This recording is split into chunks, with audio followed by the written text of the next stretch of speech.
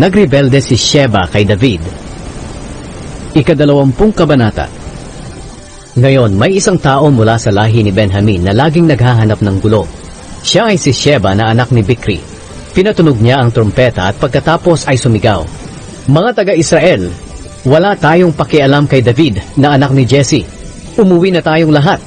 Kaya iniwan ng mga taga-Israel si David at sumunod kay Sheba na anak ni Bikri. Pero nagpaiwan ang mga taga-Huda sa hari nila at sinamahan siya mula ilog ng Hordan papuntang Jerusalem. Nang makabalik na si David sa palasyo niya sa Jerusalem, iniutos niyang dalhin sa isang bahay ang 10 asawa niyang iniwan para asikasuhin at bantayan ang palasyo. Ibinigay niya lahat ng pangangailangan nila, pero hindi na niya sinipingan ang mga ito. Doon sila nanirahan na parang mga byuda hanggang sa mamatay. Pagkatapos sinabi ng hari kay Amasa, "Tipunin mo ang mga sundalo ng Huda at pumunta kayo sa akin sa 3 araw mula ngayon." Kaya lumakad si Amasa at tinipon ang mga sundalo ng Huda, pero hindi siya nakabalik sa itinakdang araw ng hari. Kaya sinabi ng hari kay Abishai, "Mas malaking pinsala ang gagawin sa atin ni Sheba kaysa sa ginawa ni Absalom. Kaya ngayon isama mo ang mga tauhan ko at habulin niyo siya, bago pa niya maagaw ang mga napapadirang lungsod, at makalayo siya sa atin." Kaya umalis si Abishai sa Jerusalem para habulin si Sheba na anak ni Bikri. Isinama niya si Joab at ang mga tauhan nito, ang mga personal na tagapagbantay ni David na mga Kereteo at Peleteo, at ang lahat ng magigiting na sundalo. Nang naroon na sila sa malaking bato sa Gibeon, nakasalubong nila si Amasa. Nakabihis pandigma si Joab at nakasuksok ang espada sa sinturon niya. Habang lumalapit siya kay Amasa, lihim niyang hinugot ang espada niya. Sinabi niya kay Amasa, "Kumusta ka, kaibigan?" Pagkatapos, hinawakan niya ng kanan niyang kamay ang balbas ni Amasa para halikan siya. Pero hindi napansin ni Amasa ang espada sa kaliwang kamay ni Joab. Sinaksak siya ni Joab sa tiyan at lumuwa ang bituka niya sa lupa. Namatay siya agad, kaya hindi na siya muling sinaksak ni Joab. Nagpatuloy sa paghabol kay Sheba ang magkapatid na Joab at Abishai. Tumayo sa tabi ni Amasa ang isa sa mga tauhan ni Joab at sinabi sa mga tauhan ni Amasa, "Kung pumapanig kayo kina Joab at David, sumunod kayo kay Joab." Nakahandusay sa gitna ng daan ang bangkay ni Amasa na naliligo sa sarili niyang dugo. Sino mang dumadaan doon ay napapahinto at tinitingnan ng bangkay. Nang mapansin ito ng mga tauhan ni Joab, kinaladkad nila ang bangkay ni Amasa mula sa daan papunta sa bukid at tinakpan ito ng tela. Nang makuha na ang bangkay ni Amasa sa daan, nagpatuloy ang lahat sa pagsunod kay Joab sa paghabol kay Sheba. Samantala, pumunta si Sheba sa lahat ng lahi ng Israel para tipunin ang lahat ng kamag-anak niya.